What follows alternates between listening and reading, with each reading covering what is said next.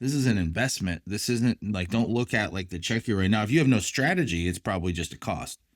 But if you have a strategy around your strategic impact and your community impact, like that should be an investment in the business.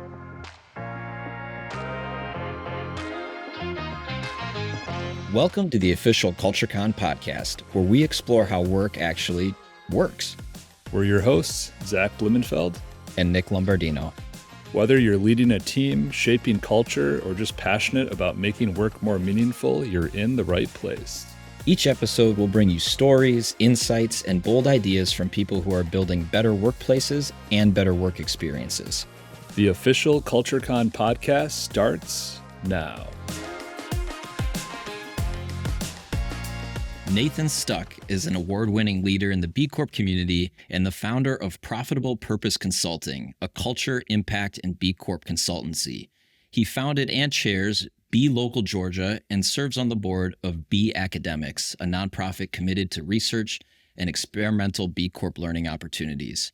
He is also the executive director of BLD Southeast, an annual regional B Corp conference that brings together B Corps from the southeastern United States for a celebration of business as a force for good.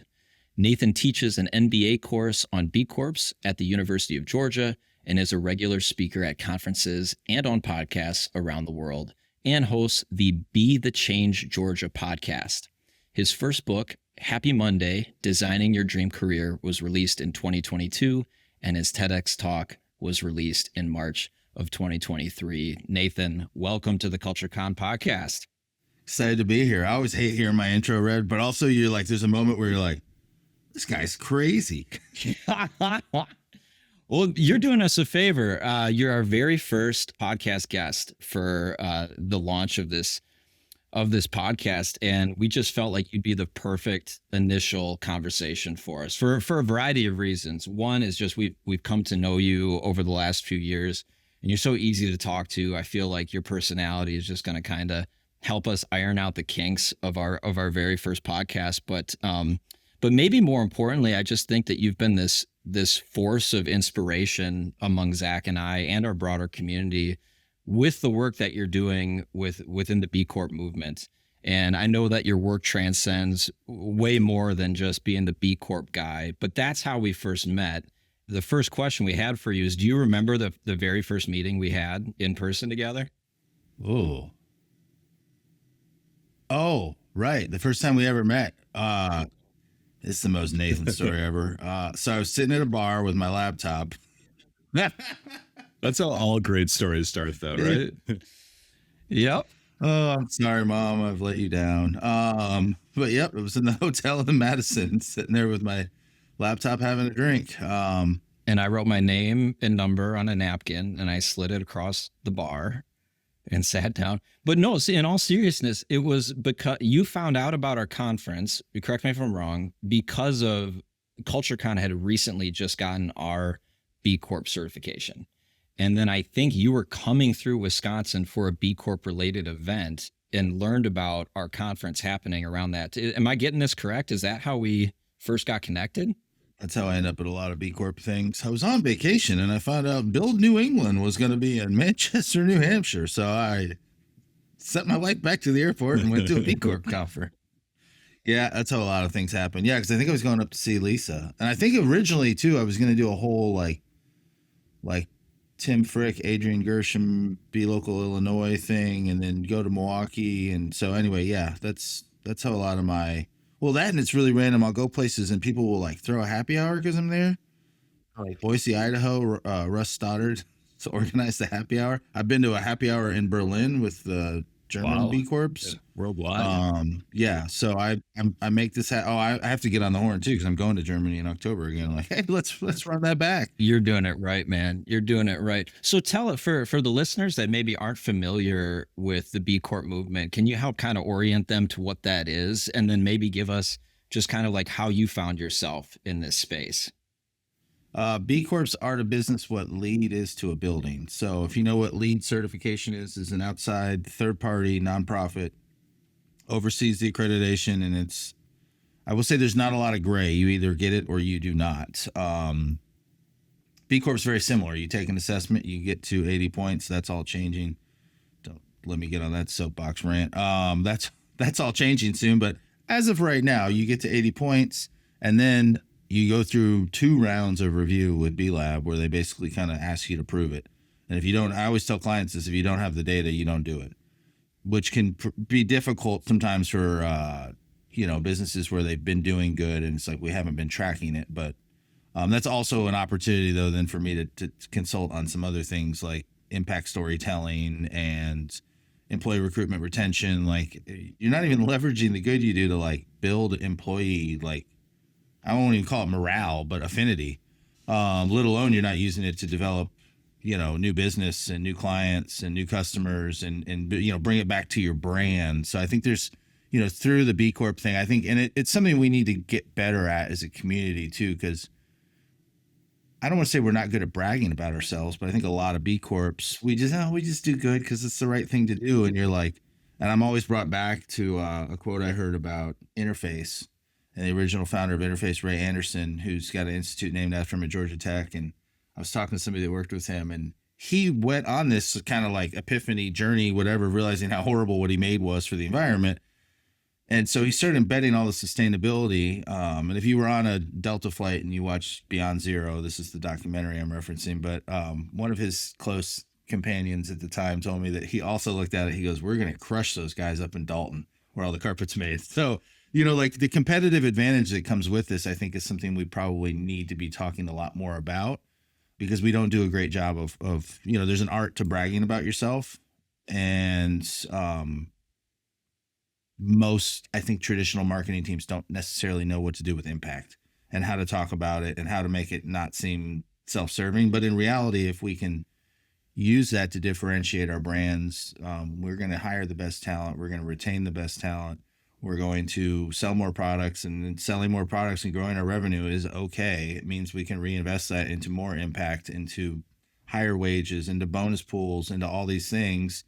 New technology, all the things that help our businesses become bigger, become more sustainable. So anyway, that was a long soapbox rant about what a B Corp is. Going back to that documentary, we did a showing of that at CultureCon 2023, I think it was. And just watching that story, like I think everyone in the room who watched that documentary had chills and was blown away and like took a lot from that.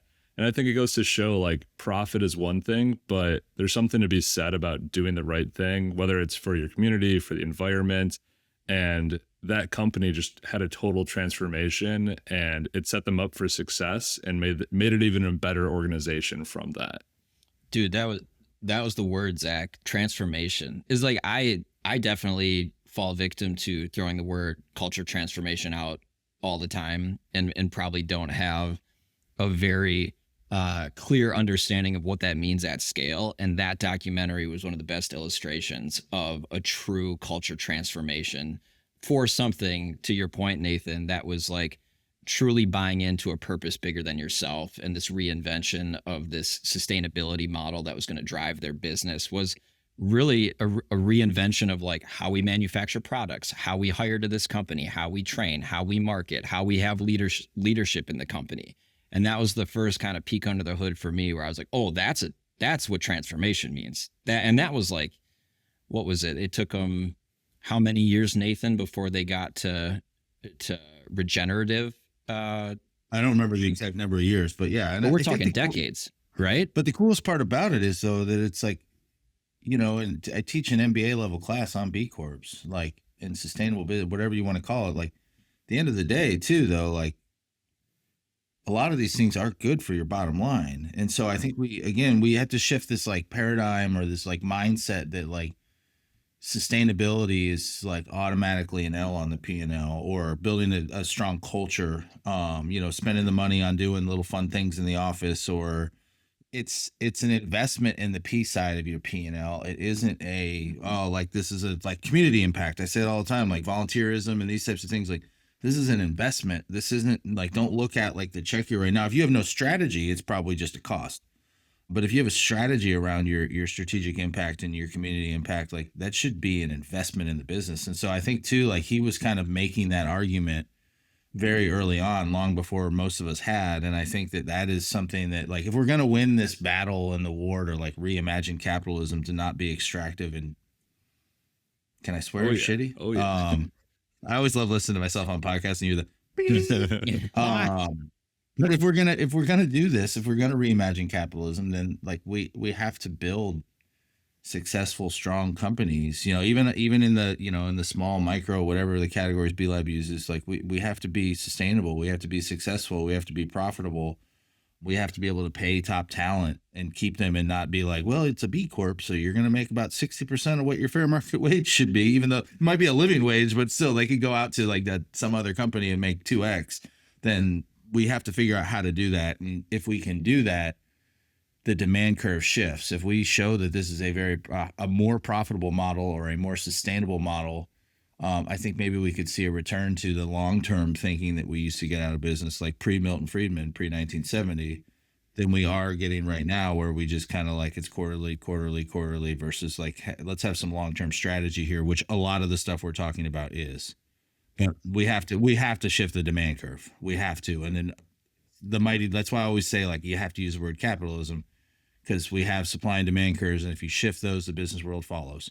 So whether or not you're interested in B Corp because it tugs at your heartstrings and you feel it's the right thing to do, or whether you're interested in B Corp because you want to differentiate your employer brand at career fairs, I honestly don't care. If it means you're going to go through all the hoops, it's like when Nespresso's certified. If it means you're going to go through all these things and all this work and invest all this money because you think you'll be a more profitable company, but the benefits of that, to me, like, I guess I just don't care. If it's a profit driving reason, if it also means now that you're going to put your supply chain under a microscope and you're going to, you know, do an equity analysis of pay equity and benefits and advancement, and like, I just don't care if you're going to go through all that to make your company better, to sell more. But like, again, let's stop being afraid of that business case, because it's doing our community a disservice. You know, it kind of reminds me of a quote. I think a lot of people, and rightfully so to a large degree, are sometimes they're a little bit apprehensive to buy into, let's say, sentiments of social entrepreneurship or the B Corp movement, because their assumption is that the only reason why these companies are doing this is to create a halo effect around their brand, or they're greenwashing, you know, whatever. They're doing it in a disingenuous way, let's say. And it reminds me of a quote that I heard. I don't know who said it. I think it's an old Eastern proverb maybe, but it's virtue is the enemy of progress, which I think is a really interesting thing. So my understanding of how that quote gets applied to what we're talking about right now is, okay, if it is the case that companies are doing these altruistic things because it's going to help them make more money, great, awesome, right? Why do we care? Why do we care? So what we're talking about right now, I think this is kind of a good segue into some real world examples, Nathan, that you can kind of help give us some stories around. We're talking about like the intersection of business performance, community impact, and company culture, and kind of how all those three things can play together. Do you have an example of a project that you yourself were involved in, or a company that you've had a case study or an understanding of how they've really leaned into this intersectionality? And is there one particular story that stands out to you where it's like all those things happening in really close harmony together, and it produces something really, really inspiring and powerful? Is there anything that jumps to mind? I think one of the coolest ones, unfortunately, they're no longer a B Corp, not because they did anything, but because they opened up a brewery in LA, a sister with the same name, but different owners. They got really complicated. And of course their beekeeper was on his sabbatical, so they didn't want to bother him. Anyway, I felt like he met me for beers to tell me the news, and it felt like it was like I was getting broken up with. It's like put his hands across the table. And I was like, it's good, man. You're still like ethos wise, Creature Comforts is still a B Corp in my book. They're still an amazing company. I have a lot of good friends that work there, and they have this thing that they came up with, because we started, man, I wasn't even officially the teacher. I was the subject matter expert in 2019. was, I think, the first year we worked with Creature on B Corp certification. And then I kind of helped them get over the finish line. And then they worked with my students on the research. And then we ran into the new brewery brand confusion thing. So anyway, their give back program, it's iterated multiple times, but they put a board together, essentially created the Get Comfortable Foundation and brought different stakeholders from Athens, Clarke County to figure out like what are the biggest problems facing our city and our region, and then which nonprofits are doing the most to address them. So it started as that, and then okay, we're going to take a percentage. They brew a special beer, usually a collaborative beer with another brewery. So they've done Allagash, they've done New Belgium. So they did some B Corp collabs, which are really cool. So they do a percentage of that. Then they do things like, the month of your birthday, you go in. And so last year they donated $24 for me since I turned 24. My donation keeps getting bigger, but anyway. And then they essentially though then looked at like, okay, maybe this isn't the most effective way to go about it. So again, they've got like researchers from UGA on this. So like they ended up getting to third grade literacy.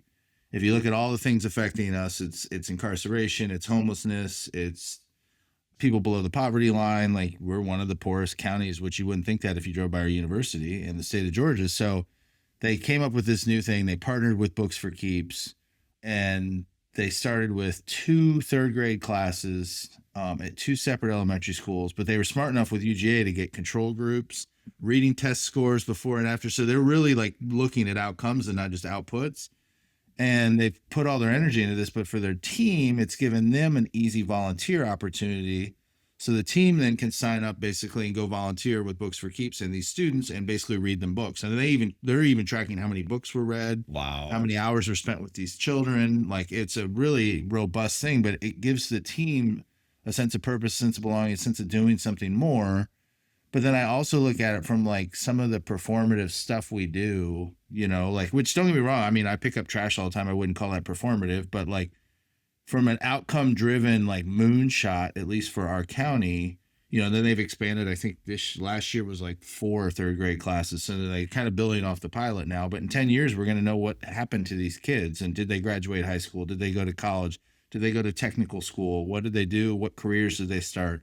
So I think, seeing something like that, and it's really, and I think that resonates with your team too. I think, when you're kind of doing something to check the box, and knowing when we're doing something to really invest in the community. And normally too, I would say like bring your social impact back to your brand, but it's like, it's kind of hard as a brewery to be like, let's remind people to drink beer. So in a weird way, it's made them more of a community. But I would say even for them, like the community, like their mission has always been that Athens, Georgia, well, not their mission, but one of their values, that Athens, Georgia will be better off because Creature Comforts was here. So in a weird way, that does kind of bring people back to the core of what that brand is. And if you build a brand around that, but again, talking about brands from 2 perspectives. So there's an employer brand and then there's the consumer brands. And so that to me is still one of my favorites that I've seen is, and I'm working with another company right now that's a big restaurant in Atlanta that's going after B Corp. And we were talking about community service days and like, we'd love to do some volunteer days. We could like close and go clean up a road. And I'm like, look, I will always, everybody, if you know me, I have calluses for my trash grabbers. We're literally trash 2 in my room right now, in my office. But I'm like, you're a restaurant. Let's do something that is more aligned with what you're doing. And so we're working now on, there's 2 other B Corps. One does produce rescue from farms. So it's fresh produce, just didn't get sold. And another does prepared food rescue and delivery. So I'm like, what if we sourced the produce from Rataza? We worked with Gooder on the delivery, and we did this really cool thing. And we just opened the restaurant 3 hours earlier, not to customers. We get your team. They're already doing what they do, but now they're doing something for kind of a higher thing, and we can celebrate it. And but also you're going to remind people like, hey, we haven't eaten there in a while, or I've been wanting to try that place. So like thinking through that, but I'm like, but then also now we've like triangulated 3 B Corps with powerful social medias. And it's just like, so it's like coming up with those types of strategies that I think a lot of people, again, if you're looking at a lot of this stuff as a checkbox, like, oh, our team wants us to volunteer, but you're not tracking what percentage of your teammates even volunteered, then why are you doing it? And I think that's the key. Like, and I guess my question for you is how do you how do you get someone who may historically have been thinking about this stuff as a checkbox to switch their mindset to be like, it needs to be part of the DNA of my organization? Like, how does that switch happen? I think you have to get them to stop looking at it like, okay, I'm going to do whatever 0.5% of revenue goes into this like do good bucket. And it's just kind of like, it's just gone. It's water under the bridge, sweep it under the rug. Like, this is what it is. I think you have to get that mindset shift first of looking at this. And I think you also have to think about, like, are we including the marketing team in this conversation? Maybe we should bring in a couple of our, the company I was at before I went out on my own. It was like all of a sudden we woke up one day and I was the young guy at 35 at that company when I started. And by the time I left, it was like, we're all dinosaurs because we started hiring out of undergrad. It's like, does anybody else feel old now? You guys used to make fun of me for being the youngin', and now everybody's like 22, 23. We had to put like a dating policy in the handbook. We had to do a lot of things. So it was like, what happened? It's like, do we have a dating policy? I was like, we can add one. Of course, then it's super awkward when you announce the new dating policy. It's like, everybody knows it's those two.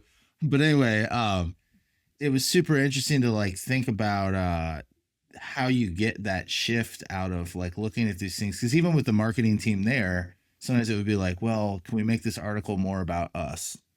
I was like, not really. But also like, are the things we've always been doing resonating with those 22, 23-year-olds? Why don't we ask them? Why don't we just ask them? Even when it comes to like benefits and some of these things, like putting some of this stuff on a survey and figuring out like what benefits do your employees value the most. And the funny part, it was always VTO. It was volunteer time off was one of the biggest ones, even though not a lot of people took it. But again, you get back to the quantifying of things, and it was like, okay, well, how do I drive to 75% volunteer time off? So I hate to say it, we adopted a highway. We got really lucky. There was one that connected our two offices in Atlanta. So we adopted that highway. So we did cleanups, and it's like the same 10 people show up, but the same 10 people love that. Keep it. So like we started, and then we started doing, okay, there's some Saturday volunteer days. We got creative with like, how do we make it easier? If they love this benefit, how do we make it easier for them to take advantage of it? Now, opening it up to like, coaching your little league team. Yes, that to me, I'm sorry. I don't know if it's a 501c3, maybe your Optimist Club or your little league is, but to me, if you're doing something in service of the community, you're not getting paid for it, I consider that volunteering. So how could we make this as easy as possible for people to go serve their community and take advantage of that benefit and make them remember that like, oh, I did get 40 hours of paid time off to go do this. So it's looking at it like that versus just like it's a benefit we know we have to offer because that's what I read in a Fortune article. And looking at like, how do I do this in a way that makes these people want to continue to work for me? We invest a lot of money in developing, somebody that's fresh out of college, has no real technical skills yet. Why would we not want to keep them? Yeah. Your advice too about, involving the marketing team, I feel like that has so many ripple effects for internal stakeholders and external stakeholders. And it reminds me of this, this case study that I probably keep talking about more than I should, but it's Levi Strauss, the jeans company. They had some sort of corporate initiative where I think they were trying to identify opportunities for, let's just say, operational efficiencies. And it came to the department that's responsible for manufacturing the jeans. And one of their team members asked the question, well, like what would happen if we took out water from the manufacturing process? And at first people are like, what do you mean take out water? That's like core to how we get it, how we need it. But it kicked off this domino effect where they actually started poking and prodding at that question. And they were able to identify some sort of like mineral deposit where like historically when you like manufacture the jeans, they're in this big tank with water in it. They took the water out and instead they put in these stones, and the stones gave it a very similar aesthetic look and maybe even arguably a more comfortable feel. So coming out of it, they called this product line waterless jeans. And now I think it's one of their highest selling products in their entire portfolio of jeans. But they only kind of like, it was almost an afterthought to be like, oh my gosh, we're going to save so much money on removing water from it. And from a sustainability standpoint, the environmental gains of the millions of gallons of water that are now being saved. Hey, maybe we should tell the marketing team, like, this is kind of cool. And then they just ran with it. And now it's just like this incredible example of what happens when you ask those questions. And when you, to the credit of Levi Strauss, to giving their employees the space and the permission to ask those questions, give them the resources to explore it. And I'm sure there are countless examples of how the things they were experimenting with and playing around with didn't yield the best outcomes, right? But that's almost the lean startup methodology of improving, right? What's your hypothesis? Let's test it and let's keep going. So I always kind of like that as an example of well, what can happen when you get your marketing team involved, because now that is one of the, the core examples of how you can have something that not only drives economic gain within your company, but something that simultaneously is providing some sort of social or environmental good. The caveat I'll throw out there to everybody is make sure too, though, that like, depending on your marketing team, it's a very new concept. Like, they're just used to selling features and whistles and counting impressions and click-through rates and, new email addresses. Like, so they're like some of the stuff. And I remember we did one time. We sponsored a conference and it's called Dreaming in Color. It just happened. I think it was in Raleigh again this year. Anyway, I got to meet Tiffany Spencer. I fell in love with what she was doing as long-term outcomes and really trying to diversify the Salesforce ecosystem. And so she's like, we're doing a conference. So we sponsored her first one. And now it's like this huge thing that's taken off, which is really cool. But that first one, I wrote a blog basically about like the conference, the organization, Tiffany, what she's accomplishing, and kind of like the long-term goal. And all I did was put one picture of like our logo up on the sponsor wall at the conference. And that was it. And the marketing team's first thought was, can you make this more about us? And so then it was like, and luckily they were very receptive where I said, no, this isn't about us. Like, it's on our website. We're sharing it from our social. That's about us as it needs to be. Like, this is the art of shining that spotlight on the wall across from you on somebody else, and the light's going to reflect back to you. So like that, navigating that art, because this can easily backfire in your face if all of a sudden you're like, look at us. Yeah, right. Like, these people were in need and we wrote them a check. We're the best. And it's like, that's not what it is. It's how do you amplify what they're doing in a way that reflects on you? Kind of breaking that mentality of like we did, like it's a marketing spend. It's like it is, but it isn't. And so like, let's massage how we do this versus it being completely a self-serving. What does Matt from Creature always says? It's better to be seen doing good than doing good to be seen. So it's kind of navigating that art of like, but also, like even for me with my trash walks, I'm finally getting to the point where like, I'm gonna start baking this into my social content a little bit. Like, yeah, I'm not getting paid to go pick up. I was out there yesterday. It was like a feels like of 100.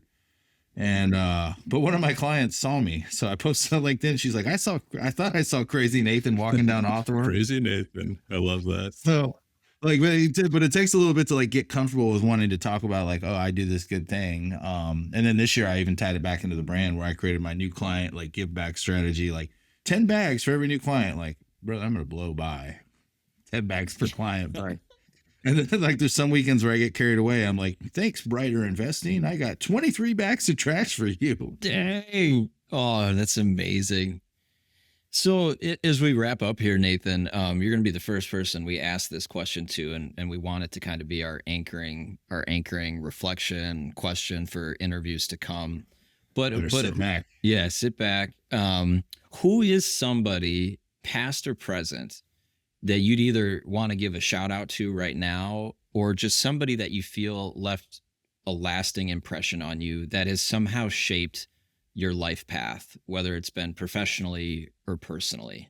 I mean, I would have to say Jeff Jones, my old boss at AdVic, just because like, I mean, and it's funny too, because people look at bosses like they're supposed to be infallible, like, or that they're going to make every decision you want them to make. And at the end of the day, I always joke with some people, I'm like, well, go start your own business. And if you want to make every decision, like that's how that works. But he was always like fair and made good decisions. And he always valued my opinion on things. So like, well, even when it didn't get a decision my way, it was kind of like, okay, cool. I feel heard, versus some people where you kind of feel like fake heard.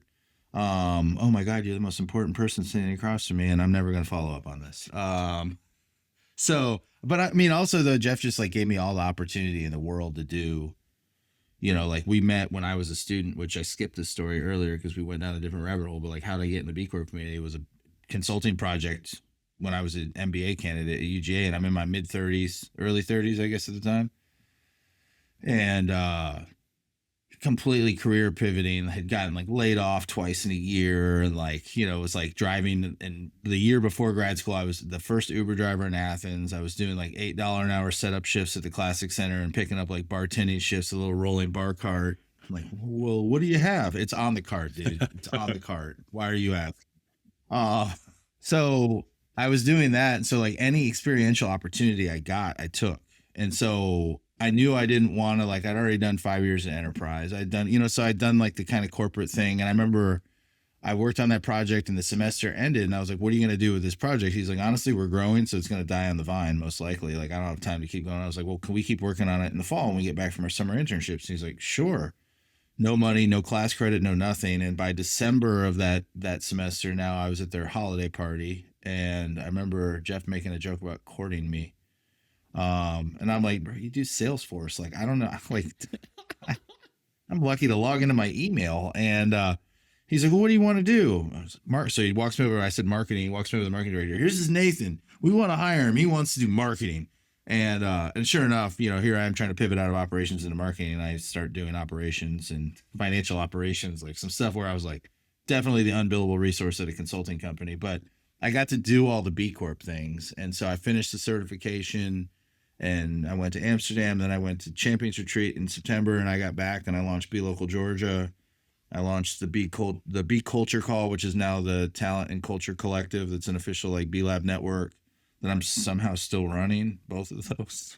And then 2020 started Build Southeast. 2021, we got a call to start. Somebody wanted to hire us to do B Corp. And I went to Jeff and was kind of like, what do you want me to do here? You want me just to crank out an SOW and an invoice? And he was like, no, I want you to start your own thing and see if you can't build it. And so he helped me kind of navigate that first year and a half and got to the point where it was kind of like, hey man, I think it's time. And so, and I still do some fractional work, but we still have like a standing mentor call. And even one night we were in Athens and I saw him walk past the restaurant we were in, and I was like, you're in Athens and didn't call me. You owe me drinks tomorrow. 3 minutes later, here they come back down the sidewalk and they walk in the rest. And the funny part is they had been in the bar area the whole time. So, and he's like, well, text me when you're done with dinner. So we ended up going to get drinks. So anyway, just I think somebody that at a time when you probably didn't believe in yourself, believed in you. So yeah, I'd have to say Jeff. I don't think anybody's made that big of a impression on me or that big of an impact on me. That's awesome. Yeah, I feel like we're all certified B Corps here, and other B Corps I've talked to. It's like I'm like, how did you become a B Corp? Obviously, you went through the process, but what made you get there? And it's everyone has kind of this random story of like how they found B Corp and got certified. And like for us, ours was kind of this random story where we got introduced to Dr. David Steingart at St. Joseph's University, and he teaches this business class, and it's the capstone project. Kids are about to graduate, and you have to go find a company that you think could become a B Corp and help them get certified. And so we got introduced to them, and we got matched up with 5 students that were way smarter than I was and helped us through the entire process. And at the end, they kind of give you this deck and they're like, hey, here's your score, or like, hey, here's the 5 things you can do to become certified. And so there was just a few things we needed to do to kind of check the boxes and get over 80 or whatever the top number was. And we did that. And we actually hired one of the students as an intern the following year. So it's just, random how it all works out. But now one last question. Now we get a lot of companies or people in our community that also want to become certified as B Corps. And they always ask us, for advice and how to get started. And we kind of tell them about our journey and how it was kind of random, but here's kind of the things to watch out for. Any advice you give to folks who are not sure where to start? Maybe they hear about it or they see the label on the back of a, soda and they want to become certified. Like, what would you tell people that are just starting their B Corp journey? Number one, I would say just take the assessment, whether or not you're fully like like, oh, I'm going to do this 100% to 80. Let's go. I think just taking the assessment is such a valuable tool. Like I call it the long, hard look in the mirror, that I think that every company should just take it, because again, you think you're good, you have the volunteer time off and you've got this policy and then you kind of start to go through it and you're like, and I think when it starts asking you for some of the data, like how many volunteer hours were logged last year, volunteer per capita, and it's like, I'm not tracking any of that. So I think that just exercise alone is super valuable. But I would also say, if you are really serious about it, we're not that expensive. Hire a consultant to navigate you through it. You're going to reinvent a lot of wheels that you don't need to. You're going to take a lot of time away. Like you're not like suddenly like, we got to file those taxes in April. Like, all right, Bob, hey, do you mind taking a deep dive on U.S. tax code and figuring out which forms we need to submit to the IRS? Like, you're just like, no, I'm going to a tax professional, and I meet with them a couple times. I give them, and so as far as like a time exercise, like if you have a decent sized team, like, I mean, it takes companies way longer than it should, because they're like, we're going to do something, and like, what, to save like 15K? Like then maybe if that's a bridge too far, then maybe we don't need to be certifying right now. And I don't mean to say that just as a consultant. I just mean to say that as like, I outsource things too. There's things, I did not build my own website. I probably could have taught myself to. I don't want to. I don't have the time to, and it doesn't generate revenue like other things do. I need to be at a conference shaking hands and kissing babies. So that would be my advice, is just, and there's, depending on who you are and where you are and what your business is, like for me, like professional services has become kind of something, but I've done restaurants, I've done breweries, we've done, but also like culture fit too. Like how much are they, like, a lot of people in the Southeast come to me because they know that I'm in the Southeast, or that and I've even in the Midwest, that I speak Midwestern. It's kind of the same language. I speak flyover state. And, even some of them, it's like some of my connections where it's like, I have one client right now who really wants to build out an internship program because he wants to do his part to diversify the legal industry. And, so he wants to work with, so we're working through some of my connections to see, okay, are there some HBCUs in his region? There are. Do I have connections? I do. So what is this? But also the realistic of like, hey, this might be a 5-year process until we actually have intern number one. So, because we're going to do it right and we're going to build this thing. So I think some of that too, of finding the right consultant that fits what you want to do. Because I've won some, I've lost some. I know all the consultants. We're pretty much all friends, or at least colleagues, collaborators. Like, so, and I even think with the new standards, I think there's going to be so much more, I don't want to say technical, but there's going to be, like the doing an equity analysis and some of the things you're going to be required to do, that like trying to navigate that on your own.